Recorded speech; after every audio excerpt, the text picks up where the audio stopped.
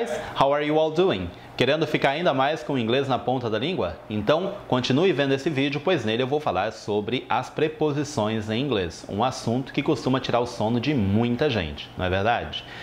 Talvez essa não seja a resposta definitiva sobre o assunto, mas pelo menos eu espero orientar você sobre como aprender as preposições. Beleza?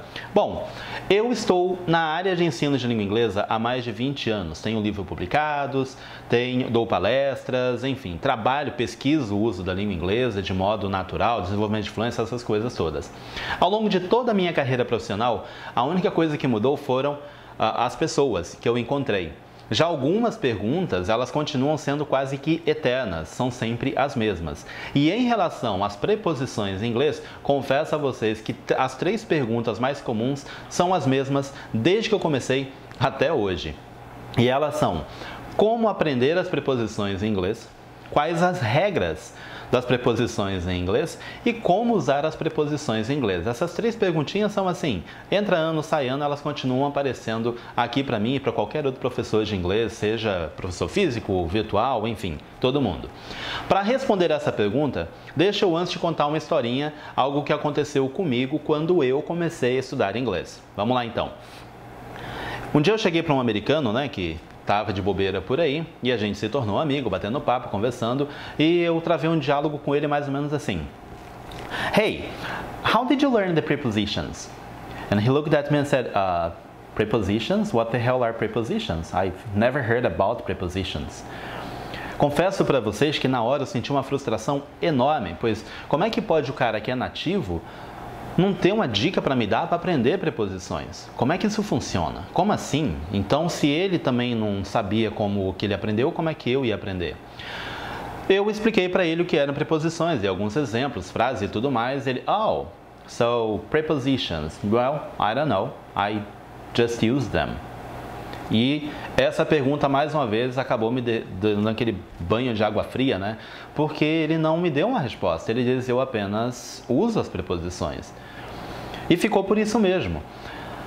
No momento eu não entendi o que ele quis dizer com aquilo, mas conforme eu fui lendo mais, aprendendo mais e me tornando um profissional na área, eu entendi o que ele quis dizer. E para mostrar isso para vocês, como que eu entendi, vamos usar a língua portuguesa como exemplo. E depois a gente vai para o inglês, certo? Para isso, responda as seguintes perguntas. Como é que você aprendeu as preposições em português? Quais são as regras das preposições em português? Como você usa as preposições em português ao conversar com alguém ao longo do dia? Tipo, opa, peraí que agora eu tenho que usar em, agora eu tenho que usar de, agora eu tenho que usar com, agora eu tenho que usar sobre.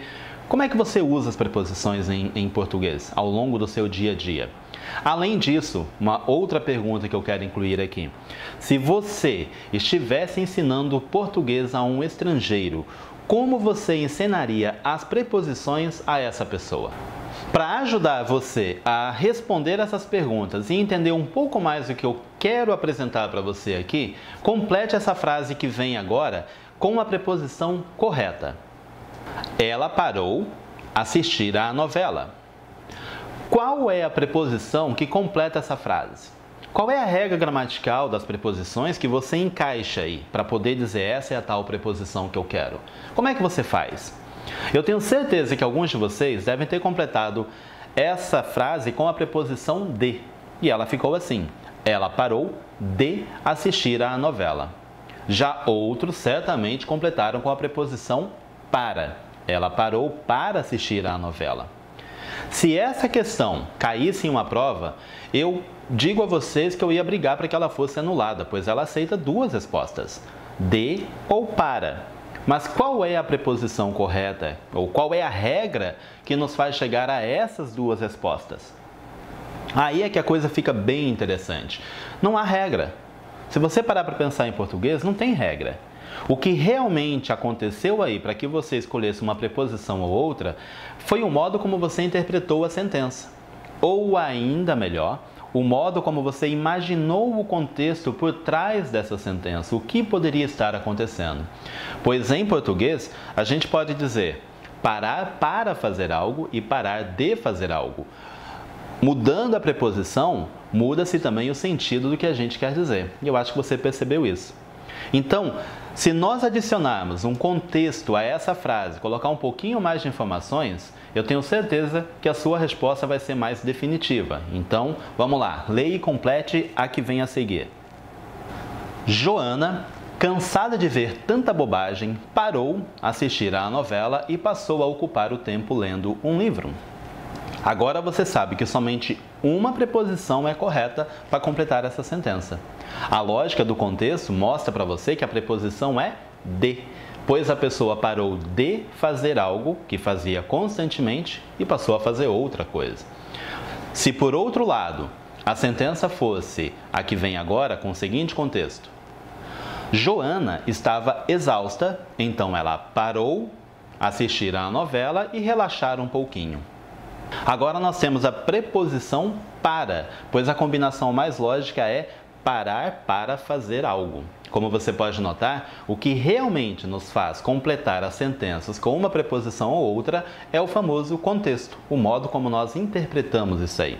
Fora isso, fora o contexto, tem outra coisa que é também tão interessante quanto, e até bem mais interessante na minha opinião, que é o seguinte: ao longo da nossa vida como falantes nativos do português, desde que a gente aprendeu, começou a aprender a falar português, essas combinações como parar de fazer algo e parar para fazer algo, a gente vai acrescentando isso à nossa memória de modo natural, sem parar para pensar se é de um jeito ou de outro e qual é a regra.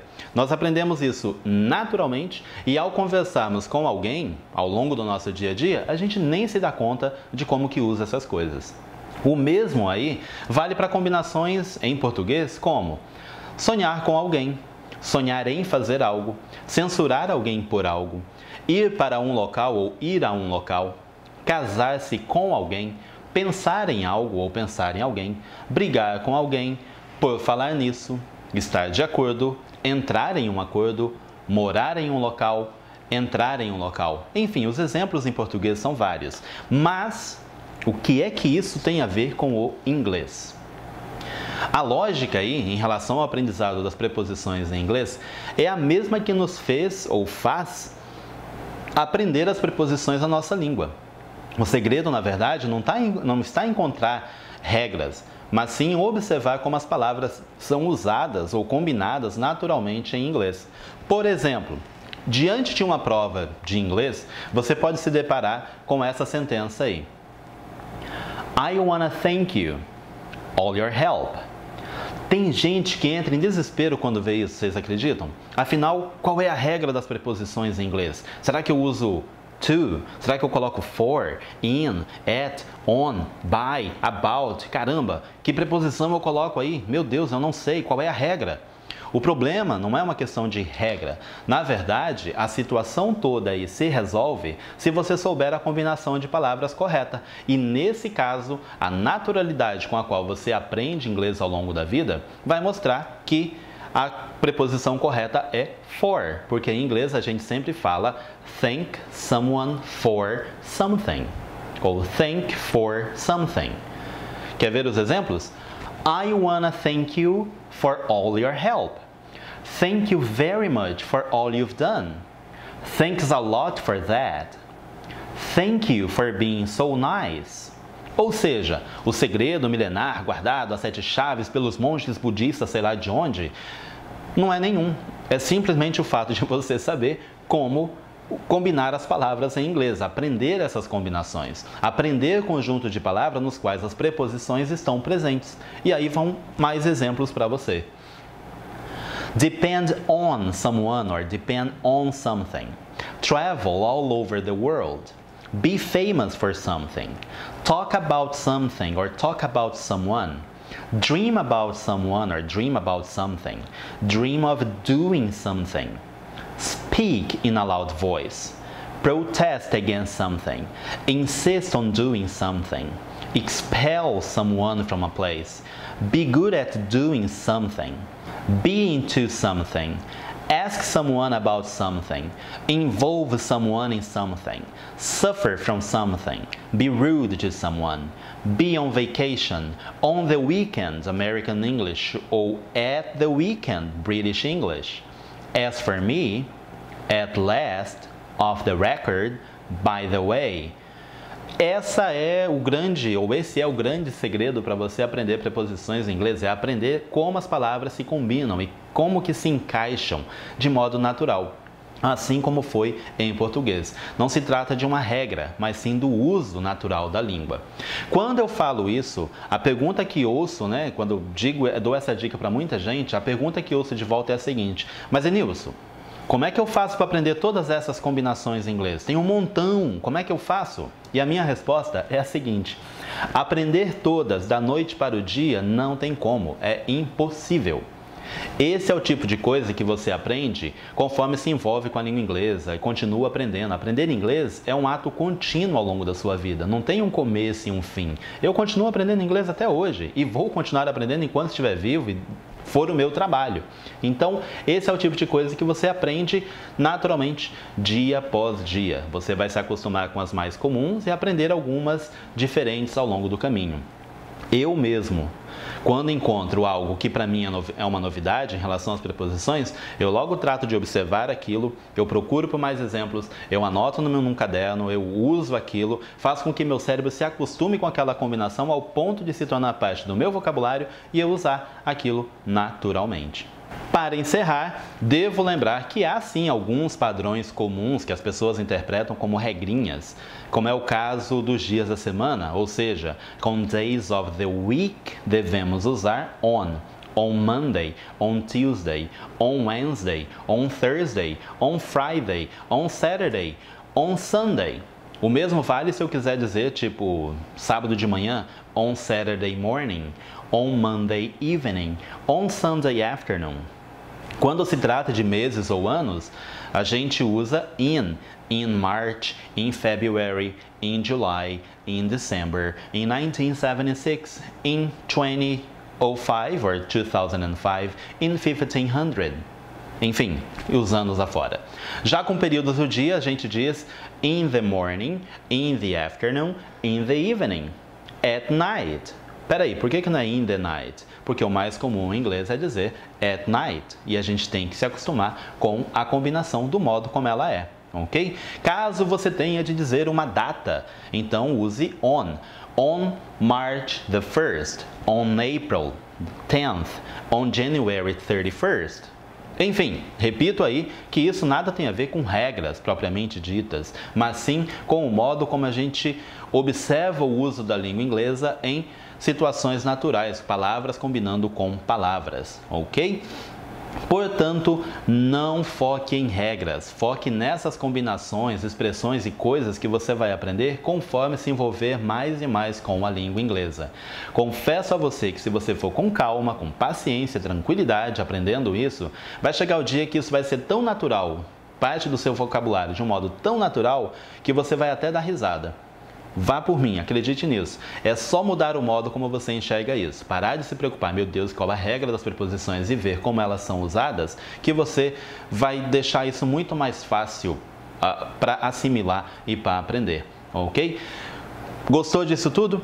Deixa seu comentário aí embaixo, deixa sua opinião se você concorda comigo ou não, enfim, coloca seu comentário aí porque vai ser um prazer trocar ideias com vocês, ok? Gostou da dica? Então registre seu joinha, se você ainda não se inscreveu no canal, inscreva-se, quer deixar seu comentário, sugestão, crítica, recado, enfim, qualquer coisa, tá aí a área de comentários.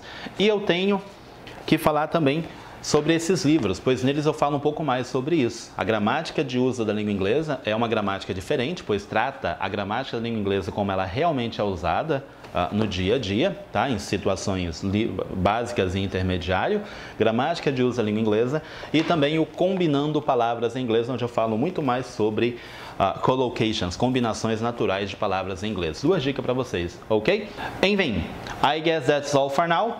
Bye bye and keep learning.